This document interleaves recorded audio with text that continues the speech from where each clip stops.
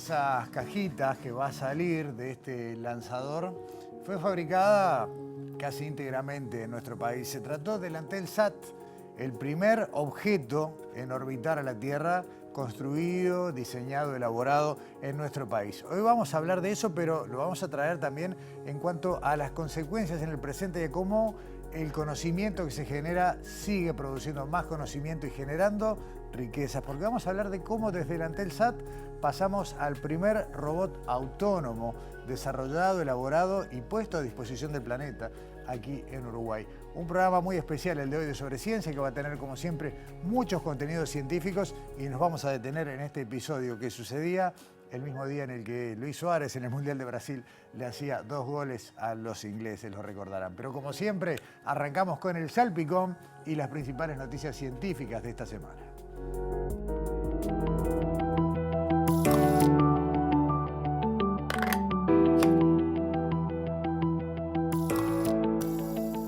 Una excavación arqueológica en el barrio de Capurro, en Montevideo, encontró restos óseos humanos que se estima pueden estar vinculados a la época colonial y al tráfico de personas africanas esclavizadas. El hallazgo ocurrió en la zona conocida como Sitio de Memoria Caserío de los Negros, ubicado a pasos del arroyo Miguelete, en Capurro. La intervención se inició con el objetivo de visibilizar e investigar el pasado colonial desde la perspectiva de los esclavizados, en el marco del debate de los 300 años de la Fundación de Montevideo. En el trabajo participan técnicos del Museo de la Memoria y docentes y estudiantes de Facultad de Humanidades y Ciencias de la Educación de la Universidad de la República. Según José López Mas, coordinador del equipo de antropólogos de la UDELAR, el contexto apunta a que es una persona esclavizada y el cuerpo sería de un adolescente. No obstante, aún son resultados preliminares. Los expertos harán el perfil de ADN de los restos hallados y otros estudios complementarios para definir la fecha en que murió. En el marco de la celebración del Día Internacional de los Fósiles, la Facultad de Ciencias realizará una exhibición de restos de Uruguay y otras partes del mundo que incluirá reconstrucciones de grandes animales y comunidades del pasado. También se ofrecerán juegos y actividades con el fin de contribuir a la divulgación del conocimiento paleontológico y destacar el valor científico y patrimonial de la inmensa riqueza fosilífera de Uruguay. La actividad será el miércoles 6 de noviembre entre las 9 y las 12:30 y por la tarde de 14 a 17. Los cupos para visitas escolares ya están cubiertos, pero para el público en general no es necesario registro previo. Más información en la web de facultad que figura en pantalla. La Sociedad de Neurociencias del Uruguay celebra sus 30 años de creación con la edición número 20 de sus tradicionales jornadas científicas, pero también con un evento para todo público. Las jornadas se van a desarrollar del 7 al 9 de noviembre, van a incluir charlas de expertos sobre temas de vanguardia de la neurociencia. Pero como broche de oro, el sábado 9 de noviembre, desde las 3 de la tarde, se invita a toda la población a sumarse a la Semana del Conocimiento del Cerebro. La cita incluye actividades para todas las edades que se van a desarrollar en la explanada del Espacio Colabora, ubicado en Arenal Grande entre Uruguay y Mercedes. La entrada es libre y gratuita y va a contar con la presencia de científicos y científicas que se dedican al estudio del cerebro y el sistema nervioso, buscando entender cómo funcionan las neuronas cuando están sanas y enfermas.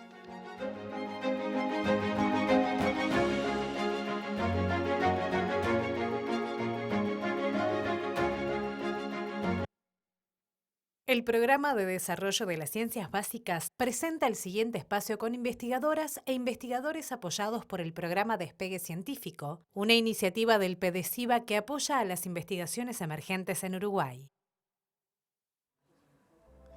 Retomamos el espacio de PDCIBA, el programa de despegue científico que está en el marco de lo que son las actividades del Programa para el Desarrollo de las Ciencias Básicas.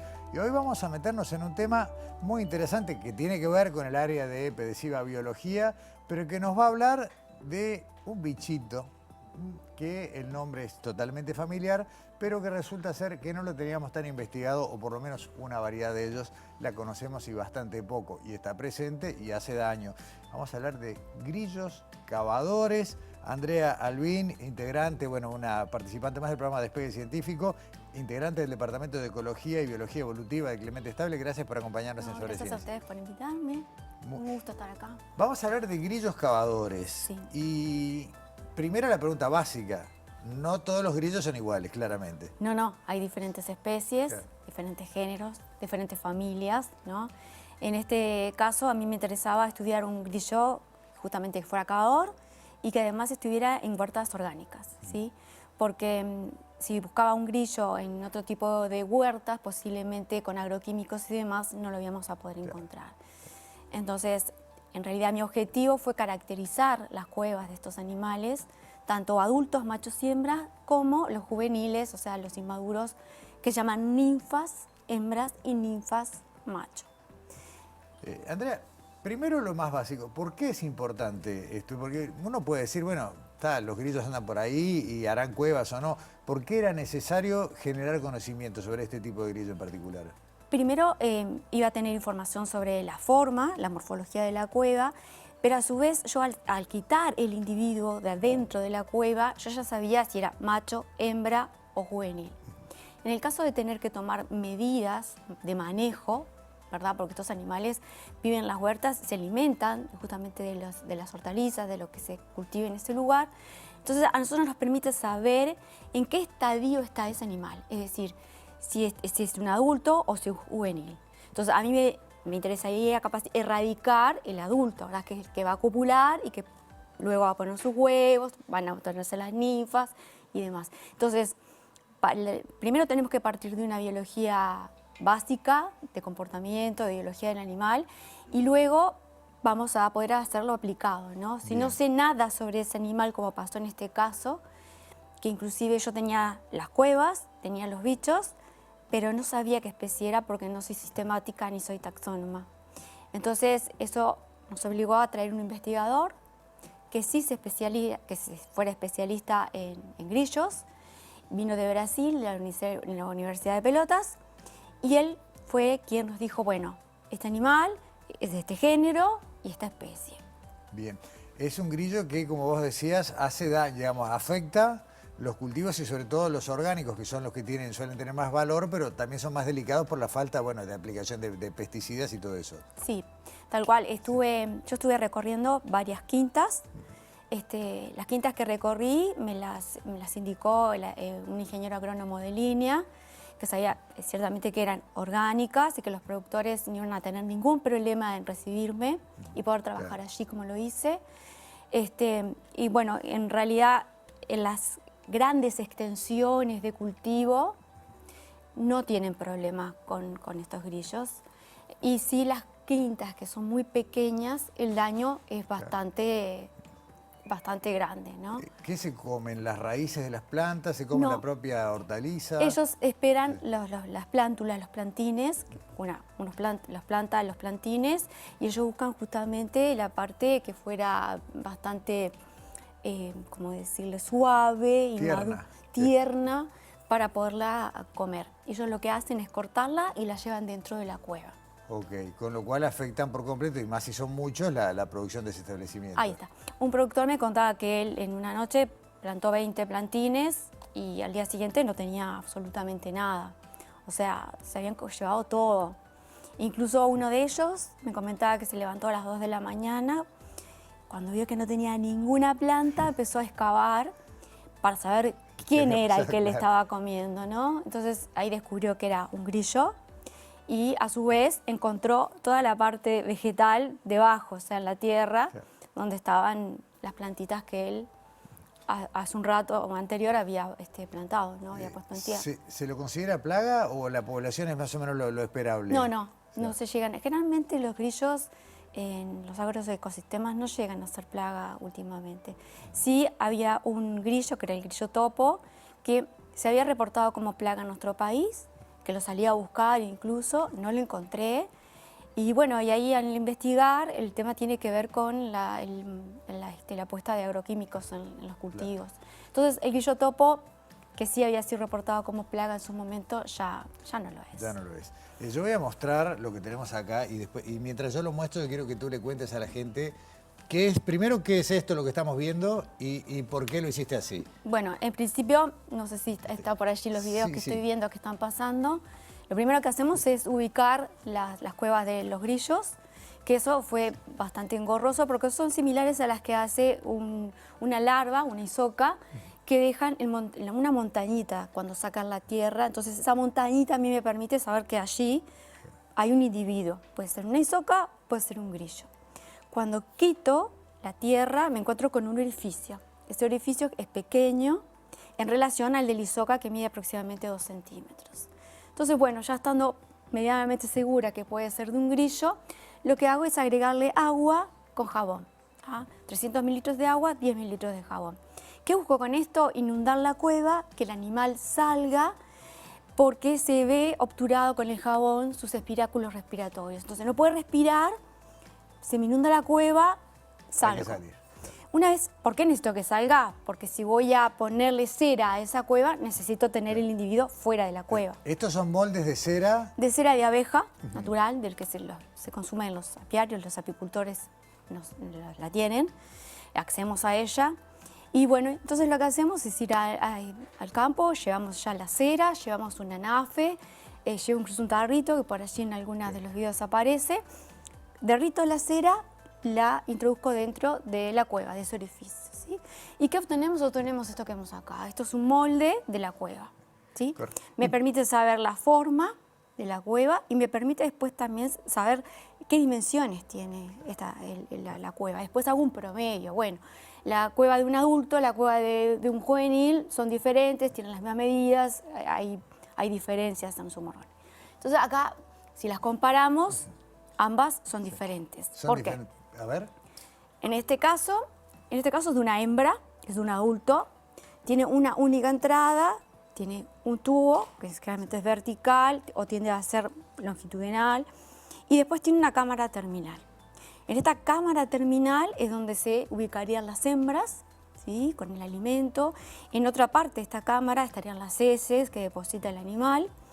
Y en este caso, si vemos, tiene una ramificación. Tiene 2 entradas. 2 entradas. Entonces, cuando yo voy al campo, ya pongo el agua dentro de unos orificios e inmediatamente, si es de un juvenil, me aparece el siguiente orificio. O sea, el juvenil es el que tiene 2 entradas. El juvenil tiene 2 entradas. Si podemos decir 2 entradas o podríamos decir una entrada y una salida. Ok. Porque en realidad nos preguntamos, ¿por qué razón el adulto no tiene 2? Sí. No tiene forma de ir, ¿verdad? ¿Por qué? ¿Por qué razón? Entonces, yo pienso que tiene que ver con la defensa de este animal.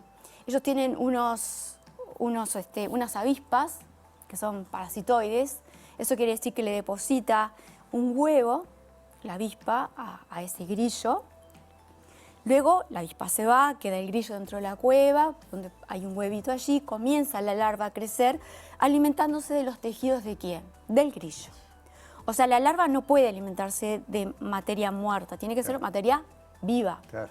Entonces, el animal está anestesiado por la avispa, el grillo. Lo que hace es ir la larva, crecer y alimentarse de esos tejidos. Una vez que ya creció lo suficiente, abre la cueva y sale al mundo exterior, ¿sí? Entonces, yo supongo que el individuo que está acá, que es un inmaduro, que es un grillo pequeño, no tiene la fortaleza tal como para enfrentar a una avispa. Entonces, posiblemente la avispa entre siguiendo, buscando al grillo, y el grillo tenga la posibilidad de salir por la segunda abertura. Bien. ¿Sí? Andrea, en el último minuto, todo este conocimiento sirve para construir lo que vos dijiste hace un rato, estrategias adecuadas para que el productor, sobre todo el orgánico, que es el que más sufre esto, pueda generar maneras de combatir esto que afecta, y ya lo dijiste, muy duramente a la producción, sin perder el estatus de orgánico. Perfecto, sí, es así. Ellos, si nosotros le brindamos la información en qué estadio están los adultos, ellos pueden tomar ahí medidas de manejo. Y no que tengan que ser con químicos. Acá tenemos, por ejemplo, esta avispa es un recurso biológico, ¿verdad?, que no afecta para nada al medio. Y está haciendo un control biológico de estos animales. Andrea Delvin, se nos voló el tiempo, la verdad descubrimos un bichito más de nuestro campo que no conocíamos, bueno, con este lado negativo que es la afectación, pero forma parte de la biodiversidad y hay que cuidar. Y que en nuestro país no está reportado, o sea que es un aporte más Está bueno eso, a la biología y saber que hay una especie nueva para el Uruguay, ¿sí? Andrea Luis, muchísimas gracias por venir a por Sobre favor, Ciencia. gracias a ustedes y agradecida por brindarme la posibilidad. Hasta pronto. Primera pausa en Sobre Ciencia, ya volvemos. El Programa de Desarrollo de las Ciencias Básicas presentó este espacio con investigadoras e investigadores apoyados por el programa Despegue Científico. Si la investigación continúa, la ciencia avanza y la sociedad toda se beneficia.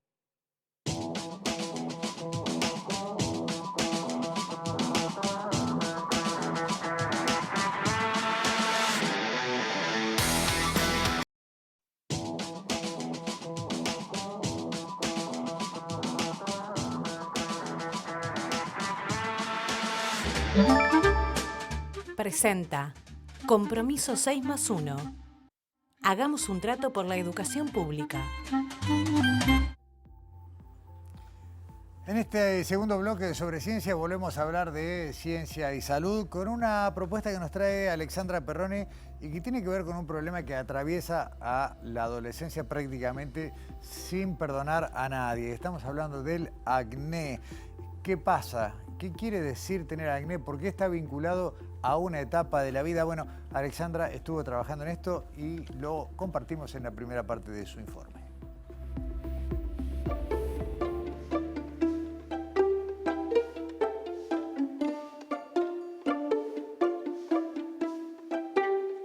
El acné es un trastorno de la piel que ocurre cuando se obstruyen los folículos pilosos. En este informe de Sobre Ciencia les contamos los tratamientos dermatológicos que existen para combatirlo.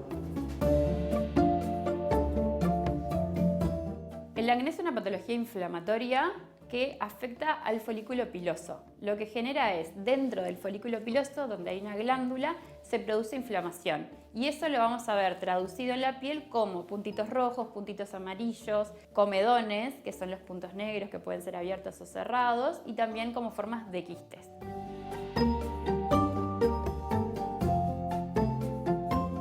Es una patología multifactorial. Hay varias cosas a que llevan a su aparición.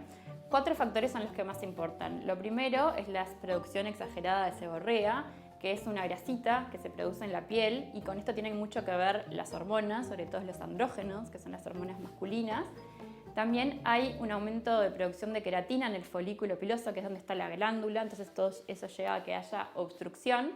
Eso todo genera mucha inflamación, y también hay una bacteria que se llama Cutibacterium acnes, que normalmente vive en el folículo de la piel, que también aumenta las chances de que tengamos los brotes.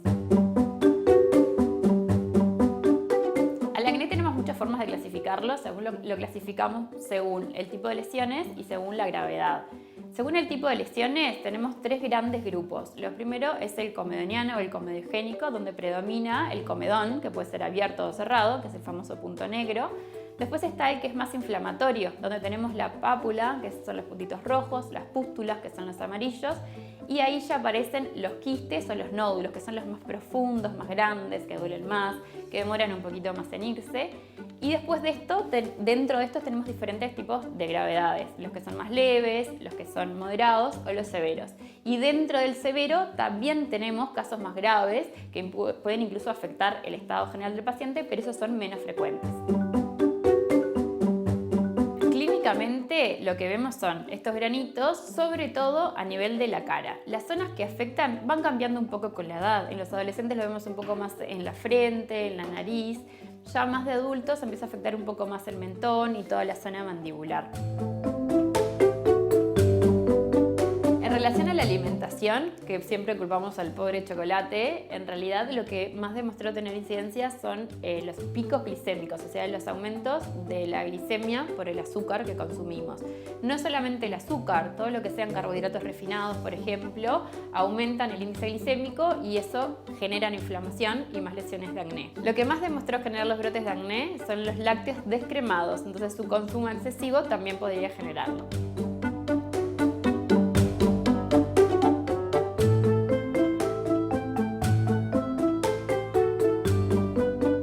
Hasta acá la descripción, los distintos tipos de acné y este tema que tiene que ver con lo nutricional, pero obviamente hay un rol de las hormonas que tienen que ver con todo este proceso. Y también en esta otra parte del informe, ¿cuáles son las alternativas con las que contamos o con las que cuentan quienes transitan la adolescencia para tratar de evitar las cicatrices?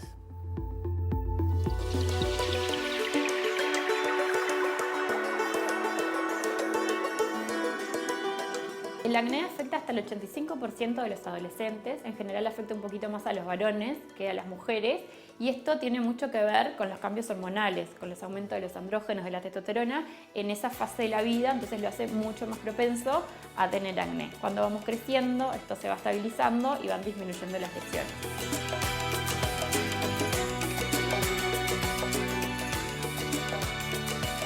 Siempre las hormonas están involucradas en el acné, o sea, siempre hacen parte de la causa, digamos. Hay algunos pacientes en particular en los que sí tienen un desbalance hormonal más importante, que nosotros lo podemos estudiar y que lo podemos tratar más dirigido, pero son pacientes que en general asocian otro tipo de afectaciones. Pueden tener alopecias, pueden tener alteraciones en el ciclo menstrual en las mujeres u otras afectaciones de la piel. Eso nos hace pensar en otra causa hormonal, como por ejemplo síndrome ovario poliquístico, alteraciones de las glándulas suprarrenales, que llevan a la formación del acné. Y en ese caso lo tratamos, pero el acné siempre tiene un componente hormonal que está involucrado.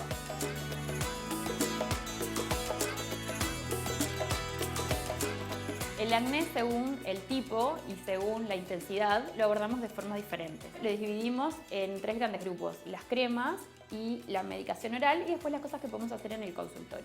En relación a las cremas, no son las cremas de skincare, que sí ayudan y van como complemento, pero tenemos medicación específica según el tipo de acné que mandamos para el domicilio. También tenemos medicación oral, que puede ser antibióticos o puede ser isotretinoína, que nos llega a un periodo más largo de tratamiento, muchas veces nos llevan a análisis clínicos también de control. Y después tenemos las cosas que podemos hacer en el consultorio como adyuvantes, o sea, para potenciar el tratamiento que se hace en domicilio médico. Una de ellas son los peeling químicos, que lo que hacemos es aplicar determinados productos para exfoliar esa piel y mejorar el aspecto de la piel, también para disminuir la inflamación. Hay diferentes activos, utilizamos ácido salicílico, ácido glicólico, tenemos diferentes cosas que según el tipo de acné es lo que vamos a buscar. Para los acné que son más comedogénicos, por ejemplo, también podemos sumar retinoides. Todo eso lo vamos a ver según cada paciente.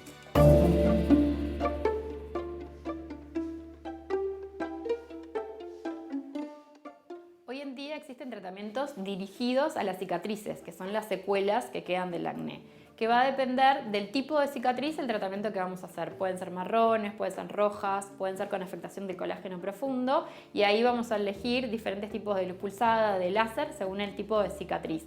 Quizás no se pueda mejorar totalmente la piel, pero sí alguna mejoría siempre vamos a tener. Y también las cosas que hacemos en consultorio como inyectables para mejorar el colágeno y todas esas cosas también influyen en la calidad de esa piel que rodea la cicatriz, entonces vamos a mejorar el aspecto.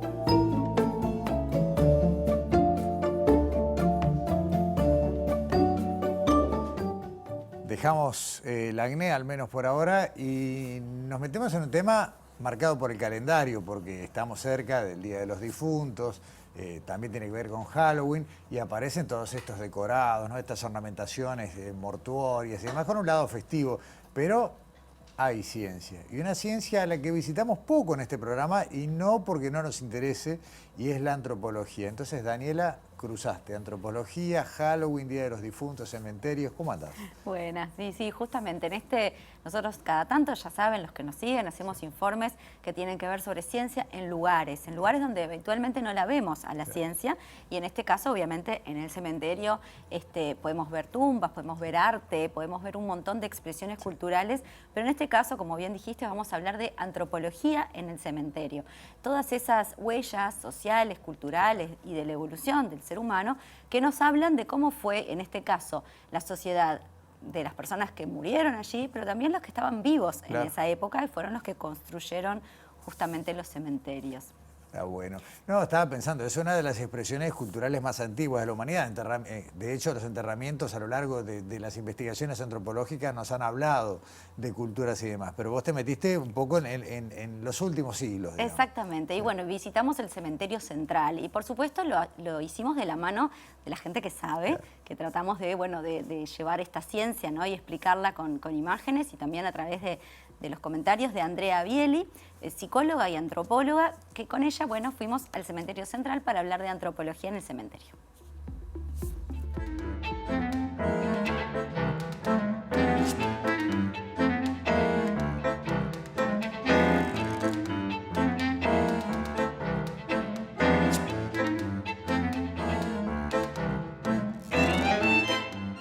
Un cementerio puede ser entendido como un texto cultural. También podemos verlos en relación a cómo está distribuido el espacio dentro mismo de este recinto. Pensar qué nos dicen las caminerías, la disposición de los espacios verdes, la disposición de las tumbas, y también podríamos estudiarlos en el punto de vista de cada enterramiento individual. Qué tipo de materiales, qué tipo de esculturas, qué tipo de ornamentos, qué tipo de inscripciones.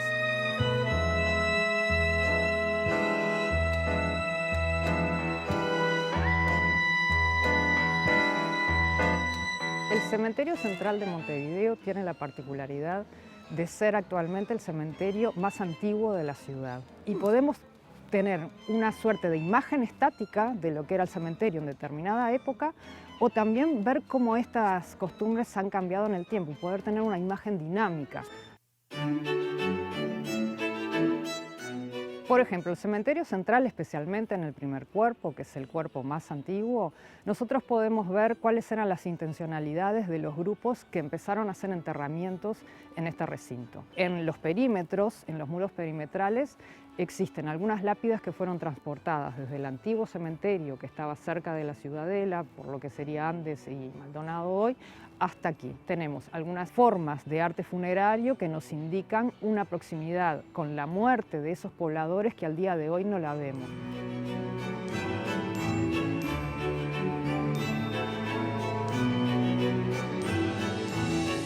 En el momento en que se empiezan a vender los solares para realizar tumbas individuales, nosotros asistimos a un proceso de individuación de la muerte, donde lo que se convierte cada vez más importante es de qué manera vamos a glorificar o recordar a los homenajeados. 1860, 1880, tenemos un periodo de proliferación de estatuaria, por ejemplo, de las tumbas que están acompañadas de estatuas que tratan de embellecer la muerte y cumplen una doble función. Por un lado, vencer al tiempo, ¿no? Que permanezcan, y tenemos todas las tumbas que están realizadas con materiales que no son perecederos, que justamente llegan hasta el día de hoy, por ejemplo, los mármoles, los granitos. Podemos encontrar al día de hoy estatuaria realizada por grandes artistas italianos de principios finales del siglo XIX y principios del siglo XX. Algunos que vinieron hasta aquí y se instalaron en Montevideo, y otros que mandaban sus obras desde Italia. Por ejemplo, hay algunas de Bistolfi, hay una reproducción de Santa Cecilia. Por ejemplo, la imagen del niño, que se le suele llamar el niño exprime limón, que podemos encontrar generalmente vinculadas a tumbas de niños, era una imagen proveniente de Italia que se encuentra en el Cementerio Central de Montevideo, pero también la podemos rastrear en otros cementerios de Latinoamérica.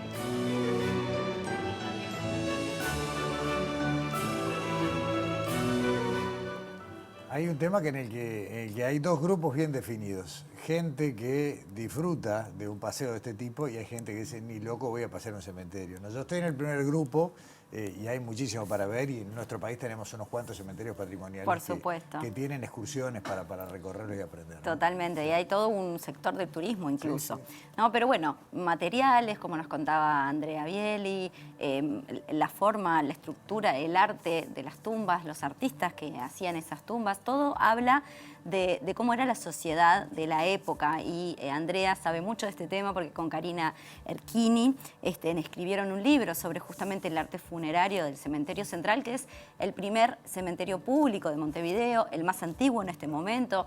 Lo inauguró Oribe bajo la presidencia de Manuel Oribe en 1835 y fue el primero formal, el primero público, porque antes existía otro, el viejo cementerio, como se llamaba, que ahora no existe más, obviamente. Y bueno, para seguir hablando de las estatuas, de toda la parte ornamentaria que hay en el cementerio y qué dice eso de la sociedad, vamos a presentar la segunda parte del informe.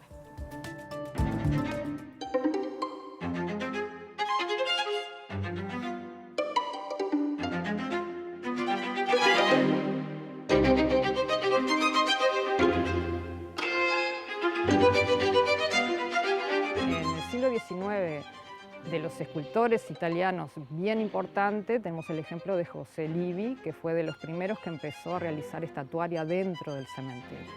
Pero el resto, la mayoría, provenían de Italia directamente. A partir de los años 1910, 1920, nosotros empezamos a ver que el cementerio empieza a dar acogida a monumentos funerarios realizados por escultores nacionales y con materiales nacionales. Ahora, por ejemplo, podemos encontrar esculturas de Belloni, de Zorrilla de San Martín, de Lucich, o a los años 50 aproximadamente.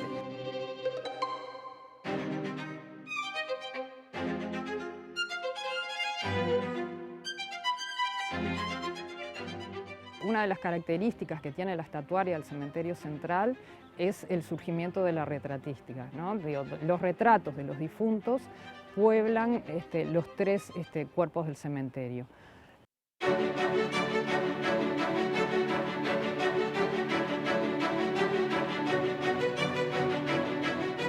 En algún momento la imagen del homenajeado estaba vinculado a la imagen del homenajeado vivo. ¿Sí? Tenemos algunos ejemplos como los de Máximo Rocchetti, que es un joven que murió a los 19 años durante el siglo XIX. O la de Clorinda Osinaga Duarte, que también era una mujer que murió cerca de 1875, por ahí aproximadamente, donde ellos están siendo representados en vida, a cuerpo entero, y con sus mejores galas.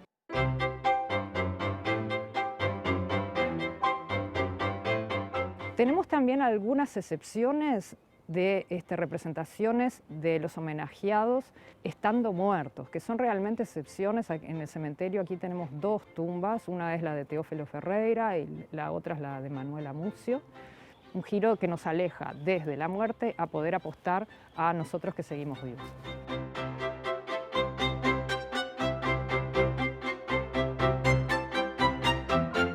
En cuanto a las inscripciones, el cementerio ha ido cambiando. Las inscripciones del siglo XIX generalmente van a indicar en el momento, por supuesto, de defunción, pero a veces también el motivo, cuál fue la causa.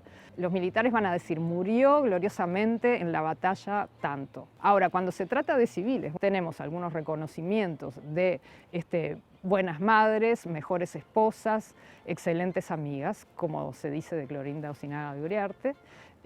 Tenemos algunos otros ejemplos donde se indica cuáles eran los aportes que hicieron a la sociedad.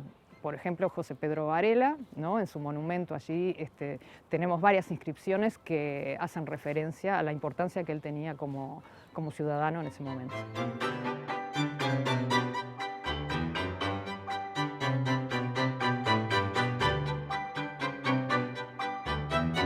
Uno puede recorrer los cementerios, los camposantos, como se les decía antes, con ojos curiosos y ir viendo muchas cosas, pero cuánto más uno puede conocer cuando alguien que los ha estudiado, ¿no? Totalmente, cuando alguien sabe. La verdad que escuchar a Andrea era ir recorriendo el cementerio, era entender mucho más de lo que se estaba viendo a través de esta ciencia como antropología, pero hay muchas otras que seguramente también están involucradas. Por eso seguimos hablando de inscripciones, de epitafios y también del lugar donde están las tumbas. ¿Qué dice eso de la sociedad de la época y de la persona? Esto es lo que nos cuenta en la última parte del informe.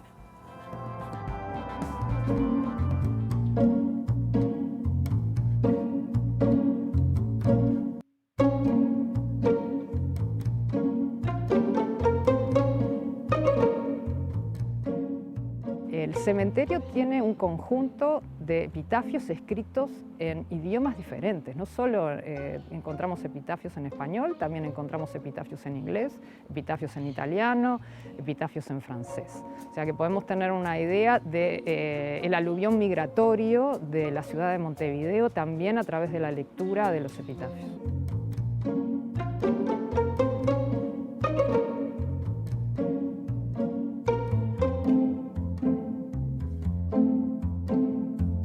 Evidentemente, cuanto más cuidada, cuanto más esculturas tenga una tumba, eso es representación del poder adquisitivo de la persona que la poseía.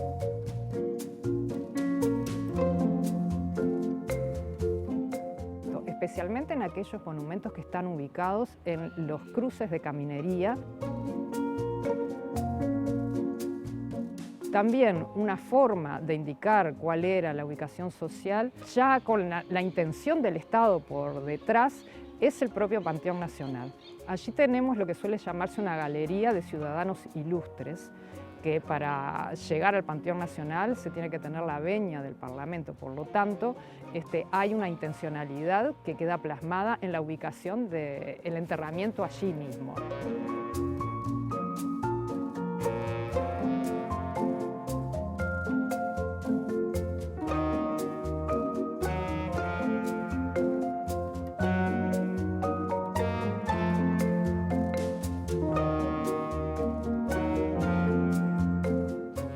Si algo que seguramente había escuchado antes, pero no me acordaba, era que para que alguien accediera al Panteón Nacional tenía que tener una venia parlamentaria. Sí, es así, es así. Andrea también algo mencionó de eso, pero bueno, como vimos, ¿no? El cementerio como texto cultural, como decía Andrea, nos habla del estatus social, del nivel socioeconómico de la persona que está allí y hasta de la salud de la época, ¿no? de la medicina de la época, porque hay gente que muere, mucha gente que muere joven debido a causas específicas que están en los epitafios. Entonces, bueno, todo eso nos permite reconstruir esa historia de los muertos y de los vivos a través de la antropología en el cementerio. Muchas gracias, Daniela. Nos vemos la semana que viene. Hasta la semana que viene. Y nosotros abrimos aquí una nueva pausa y a la vuelta, como la ciencia es enormemente amplia, vamos a hablar de satélites y de robots. Presentó Compromiso 6+1. Hagamos un trato por la educación pública.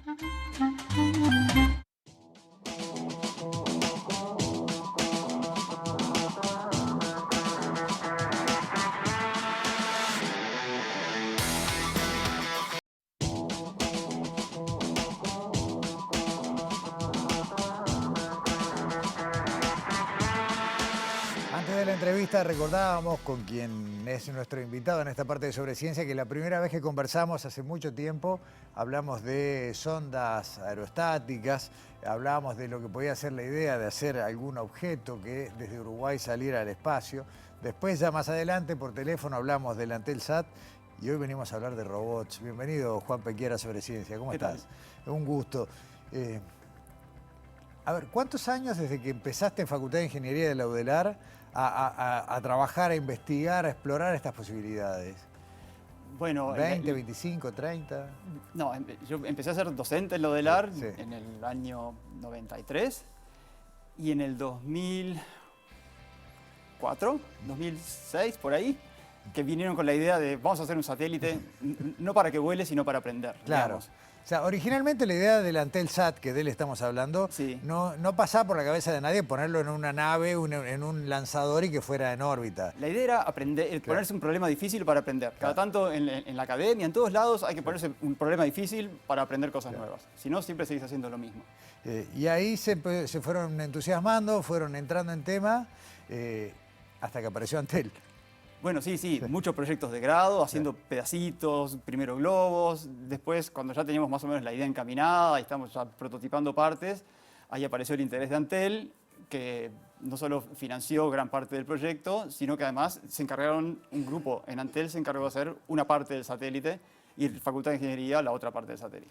Ese satélite fue puesto en órbita por la cantidad de anécdotas no alcanzarían varios programas, ¿no? Por un vector ruso que antes había sido misil y que lo habían Sí. reconvertido en un cohete capaz de poner satélites en órbita, que es una especie de taxi, ¿no? Se contrata espacio de carga. Se contrata espacio, Sí. es más, con estos satélites chicos que se llaman CubeSat, Sí. tienen medidas estandarizadas, entonces es fácil acceder a un espacio porque los espacios son todos iguales. Claro, o digamos. sea, dentro de la cápsula hay como una especie de estantería, para decirlo fácil, Algo así. donde entran los CubeSat perfectamente y bueno, ellos alquilan el viaje para ponerlos en la órbita correcta. Ahí va. Está bien. Esto fue en el 2014. 2014, Sí. el 19 de junio de 2014, a las 4:19 de la tarde, en pleno partido de Uruguay-Inglaterra, ahí salía de Rusia el cohete que llevaba el satélite. Saqué información de una nota que supo hacer hace un tiempo María Orfila en El País. Mientras estuvo activo, ¿es correcto? 4.444 órbitas a la Tierra mientras estuvo activo. Sí, una casualidad ese número, ¿no? Decíamos, la última comunicación que entablamos con el satélite, que fue creo que el 18 de abril de 2015, que fueron 10 meses después del lanzamiento, justo era 4.444 órbitas. Y ahora sigue, ahora no sé en cuántas Claro. órbitas estará, pero sigue en órbita, apagado obviamente, ¿no? Mientras tanto, algunas cosas, porque vos decías, ¿no? El aprendizaje de ir agregándole módulos, ir aprendiendo cómo se dice. Y también el ingenio de resolver cosas, ¿no? Problemas. Se ven algunas fotos, por ejemplo, con cintas métricas que no están ahí para tomar medidas, están para resolver un problema. Están para resolver un problema que uno tiene que tener antenas, que las antenas son grandes Claro. para esas frecuencias. Y cuanto menos partes móviles ponga, menos probabilidad de fracaso. Digo, cada cosa que uno hace es probabilidad de fracaso en algo así. Claro. Entonces, las antenas era algo fácil que uno quemando una tanza las podía desplegar. En alguna de las fotos se ve las antenas desplegadas y la cinta métrica es lo más noble que hay. Claro. Aparte, rápidamente toma posición Sí. y funcionó como dijimos, ¿no? Mientras estuvo batería anduvo. Sí. Las cosas en el espacio se van degradando. Claro. Las celdas solares se van degradando, las baterías se van degradando. Entonces, cada vez el mantenimiento es más difícil. Digo, cada vez uno dedica más a mantenimiento y menos a operación. Y mantenimiento a miles de kilómetros de distancia no es fácil. Se generó conocimiento, se puso la semilla. Creo que muy poca gente sabe que en Uruguay hoy hay fábricas de satélites. Hay una fábrica originaria de Argentina originalmente, es Satellogic, que opera en Zona Franca de Montevideo. Sí, ahí arman satélites. ¿Y hay gente que esté en Satellogic que haya pasado o que haya tenido vínculo con el Antelsat?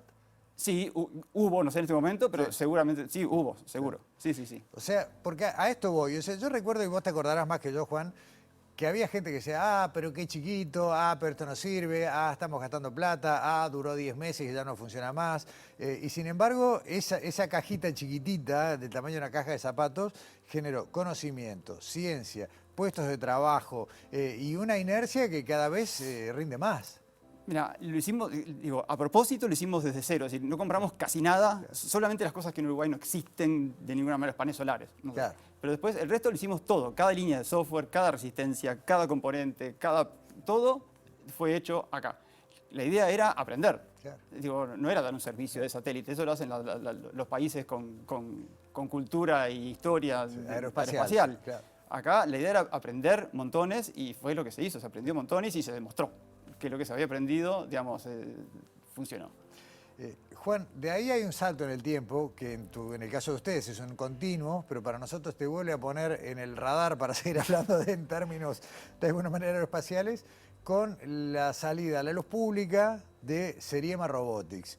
Una empresa en la que tu hermano, tú y algunas personas más, 5 me decías hoy son. Hoy somos 5 Sí. trabajando ahí. Otra vez dijeron, vamos de cero y ahora ¿qué vamos a hacer? Hagamos un robot. Y sí, nos gustan las cosas difíciles. Claro. Sí. Es un emprendimiento que arrancó en 2018 para hacer vehículos autónomos para industria. Van a ver videos y fotos ahí, es como una especie de carretilla o una especie de carro de supermercado eléctrico que funciona solo, pero además de forma autónoma. Autónoma quiere decir, tenés que ir a tal lado y él se encarga de ir, ¿no? Tanto en interiores como en exteriores. Es decir, entonces reconoce el ambiente, interactúa con las personas que se le cruzan en el medio y va de un lugar a otro. así como es fácil decir eso, es Sí, difícil no, claro. hacerlo, decimos. Pero y te faltó agregar algo, al decir que también puede funcionar al aire libre, tiene que reconocer el terreno, porque no es lo mismo que vayan a una plataforma de cemento parejita que tal vez entre una hilera de cultivos. Bueno, sí, ¿qué pasa? Afuera tenemos GPS, entonces podemos saber dónde estamos, pero puede haber un pozo, una cuneta o un ladrillo tirado en el piso. Adentro no tenemos GPS, pero tenemos las paredes, nos reconocemos con eso, pero hay esquinas muy cerradas y tenemos que no chocarlas, digamos. Juntamos los dos problemas para tener un problema más grande. Está bien. ¿Puede ser que el primer prototipo se llamó Mad Max? Sí, el primer prototipo lo armamos en casa, soldando, Claro. compramos fierro, lo soldamos y por la forma nomás le llamamos Mad Max porque nos hizo acordar a la película. Está bien. Lo cierto es que desde hace un tiempo Hugo es una realidad. De hecho, ya tiene una pata comercial, ¿no? Ya están recibiendo pedidos de colocación. Estamos en los primeros pilotos. Tenemos un piloto en un vivero hidropónico gigantesco que hay en Melilla, que en realidad el tamaño del robot viene del tamaño de los corredores del vivero. Claro. ¿Qué pasa? Esto se llama robótica colaborativa. La idea es, hay gente en los establecimientos haciendo trabajos tediosos, por ejemplo, cargando cajones todo el día y yendo 200 metros para acá, 200 metros para allá. Cuando esta persona podría estar haciendo algo de más valor. Digo, esa persona podría estar eligiendo las lechugas, reponiendo plantines, que es algo que una persona hace mucho mejor, le rompe menos la espalda. Claro. Entonces, poner las máquinas que hagan los trabajos tediosos junto con las personas y a las personas que hagan un trabajo de más valor. Me viene a la mente, no sé si tal vez lo probaron, tal vez no, el tema de la vendimia, ¿no? Donde es un trabajo muy manual, donde se valora. Luego, pero claro, tenés que después estar cargando los cajones, poniendo las vides. Hugo se encarga de esa parte no artesanal, digamos. Ahí va, la parte repetitiva y tediosa de cargar cosas. Es más, ahora, si nos va bien, estamos pensando en un modelo un poco más grande, más 4x4, que pueda andar en terrenos más, además, agro, ¿no? Es decir, entre las vendimias, cargando cargas mayores. ¿Qué capacidad de carga tiene Hugo hoy? ¿Cuántos kilos puede llevar? Este puede llevar 100 kilos y si le puede usar un tráiler para llevar algo más. Y nos subimos nosotros arriba para probarlo y nos lleva a nosotros. Pero... Sí. Además es bastante estable, ¿no? Porque he visto algunos videos que lleva una buena carga de cajones arriba, no se cae. Sí. Y bueno, y lo más complicado ahí, como todo, es la parte de censar el ambiente y saber para dónde ir. Eso es decir, uno de afuera no ve muchas partes móviles, básicamente son las ruedas nomás, pero después juntar los sensores, lo que se llama fusión de sensores. Fusión de sensores es, yo tengo varios sensores, junto todo para tratar de entender el ambiente.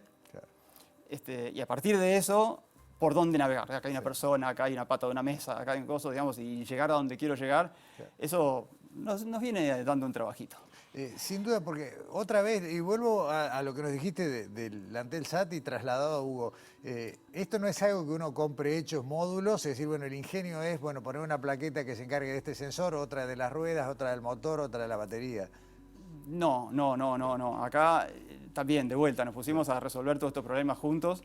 Hay cosas para reutilizar del mundo, pero digamos, toda la parte de navegación y juntar todos esos sensores, entender el ambiente, es algo...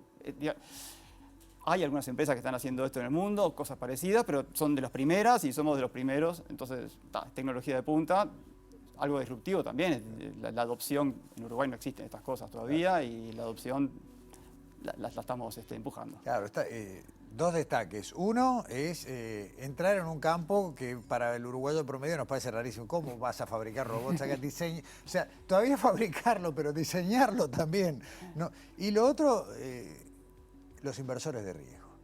Porque en Uruguay tenemos re poca cultura de eso, ¿no? Acá, Sí. Afortunadamente, tuvimos apoyo de ANI como emprendimiento innovador y también algún fondo propio, pero es dificilísimo. Es decir, si hubiese estado en el hemisferio norte, yo venía con la idea y ya tenía, no sé, unos cuantos millones de dólares para dedicar.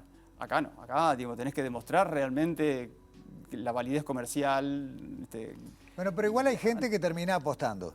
Sí. Que se sumó. Pero, y si querés, lo podemos lentamente, nombrar, ¿no? Digamos, claro. es mucho más lento el proceso acá que en un país donde los inversores están acostumbrados a hacer inversiones de riesgo. Sí, donde hay rondas de presentaciones, ¿no? Donde los emprendedores van, los inversores están sentados y los escuchan y eligen a quién...